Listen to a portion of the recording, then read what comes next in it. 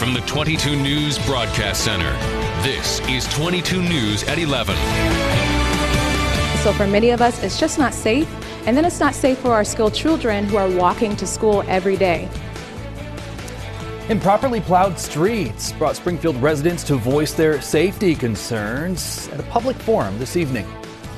Good evening and welcome to 22 News at 11. I'm Don Shipman. And I'm Ciara Speller. For some Springfield residents, getting to and from work is still a challenge a full week after our first major snowstorm. Yeah, tonight many of those people took their concerns to City Hall. They want to know why their street is still snowy and icy.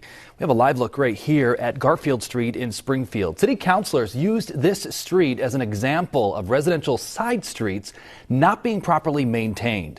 If you drive down this street and many others like it tonight, your car will bounce around.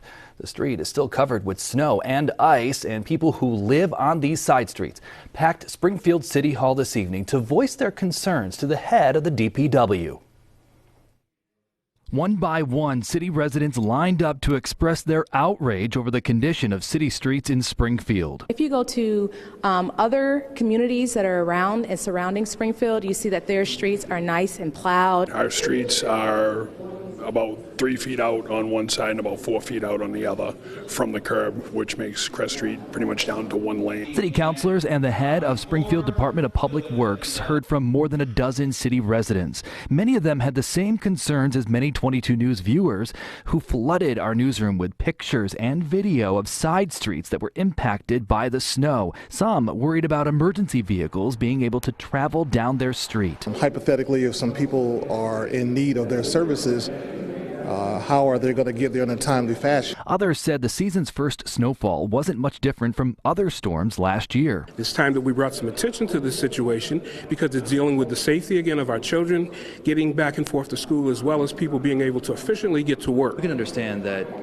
the way the roads, specifically those residential roads right now, it's not acceptable. Well, it's about 25% of them, really, because we went out and we've done an evaluation and we got our guys driving around, and it's, about 25% of them. And as I said in the meeting, it's basically the ones that were at the end.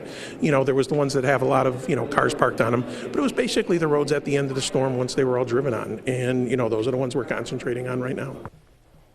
All right, back live on Garfield Street in Springfield. City Councilor Marcus Williams said that over the course of the two-day storm, so Sunday night into Monday and Monday night into Tuesday, the city received more than double the amount of phone call complaints.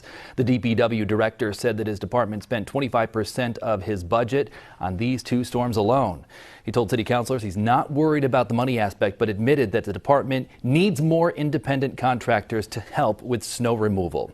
Another issue being discussed, pre-treatment of the roads. And Signoli said that they only pre-treat main streets and hills. City councilors questioned whether all streets should be pre-treated.